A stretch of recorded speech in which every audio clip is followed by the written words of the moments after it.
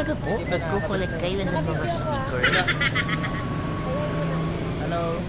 Pati si Kuyang Guard, humingi na rin ng sticker sa atin. Kayo, ma'am. Secret! Hindi ko sasabihin. Harap pa pala. Sige po.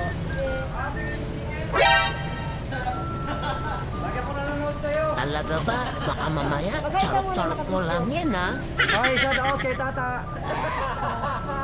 Thank you, ma'am. You're welcome. Thank you din sa inyo. Follow nyo yung page ko, ha? Ma'am, ingat. Sige po. Ingat din kayo, mga kuya. Dito nga kami sa SM Palawan ngayon at